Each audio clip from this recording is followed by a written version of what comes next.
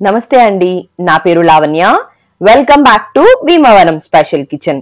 ఈ రోజు నేను మీకు కోడిగుడ్డు పాలకూర కాంబినేషన్ లో పుల్లట ఎలా ప్రిపేర్ చేసుకోవాలో చూపిస్తున్నానండి. పిల్లలు చాలా మంది ఆకుకూర తినడానికి ఇష్టపడరు కదా, అలాంటి వాళ్ళకి ఇలా చేసి పెట్టండి. టేస్టీగానే ఉంటుంది, అలానే ఆకుకూర కూడా వాళ్ళు తిన్నట్టు కూడా ఉంటుంది.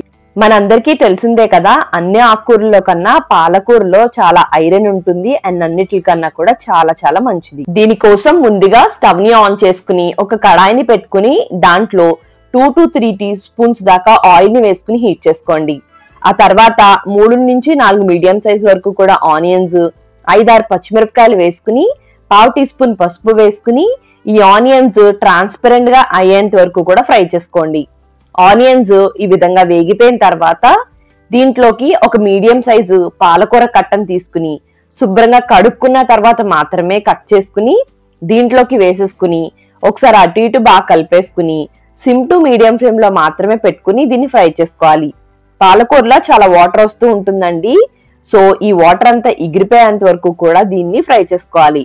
అలాని హై ఫ్లేమ్ లో పెట్టేయకండి, సిమ్ లో పెట్టుకుని వేయించుకుంటే పచ్చి వాసన రాకుండా ఉంటుంది. ఈ విధంగా వేగిపోయిన తర్వాత దీంట్లోకి ఇప్పుడు కోడిగుడ్లు తీసుకుని వేసుకోవాలండి. నేనైతే ఇక్కడ 6 కోడిగుడ్లను వేసుకున్నాను. మీకు క్వాంటిటీని బట్టి ఆనియన్స్ ని, పాలకూరని, కోడిగుడ్లని అడ్జస్ట్ చేసేసుకోండి.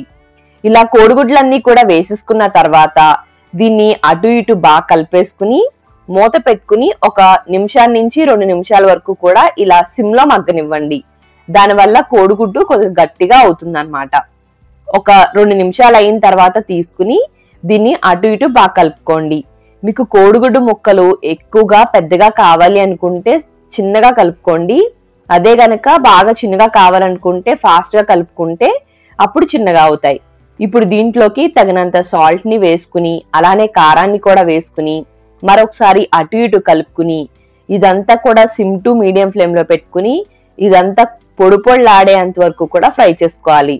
మూత పెట్టుకుంటూ మధ్య మధ్యలో తీసుకుంటూ దీన్ని ఫ్రై చేసుకుంటూ ఇదంతా పొడి పొడిలాడేంత వరకు ఫ్రై చేసుకోండి. ఫ్లేమ్ లో పెట్టేస్తే తొందరగానే అవుతుంది కానీ టేస్ట్ రాదన్న విషయం మర్చిపోకండి. ఇది ఇలా పొడి పొడిలాడేంత వరకు కూడా ఫ్రై అయిపోతే పర్ఫెక్ట్ గా ఫ్రై అయిపోయినట్టండి.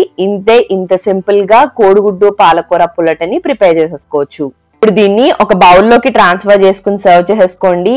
ఎంతో రుచిగా ఉండే ఎగ్ పాలక్ బుజ్జి రెడీ అయిపోయినట్టే. ఇది రైస్, రోటీ, చపాతీ లాంటిలోకి దేంట్లోకైనా బాగుంటుంది. తప్పకుండా ట్రై చేసి మీకు ఎలా వచ్చిందో కామెంట్ లో తెలపడం అస్సలు మర్చిపోకండి. మీకు ఈ వీడియో నచ్చినట్టయితే లైక్ చేయండి, కామెంట్ చేయండి, మీ ఫ్రెండ్స్ కి, రిలేటివ్స్ కి అందరికీ షేర్ చేయండి. మీరు నా ఛానల్ ని ఫస్ట్ టైం చూస్తున్నట్టయితే సబ్స్క్రైబ్ చేసి పక్కనే ఉన్న బెల్ లో ఆల్ అని ప్రెస్ చేస్తే నేను ఏ వీడియో పెట్టినా మీకు నోటిఫికేషన్ వచ్చేస్తుంది. థ్యాంక్ యూ అండి. మళ్ళీ వీడియోలో కలుద్దాం.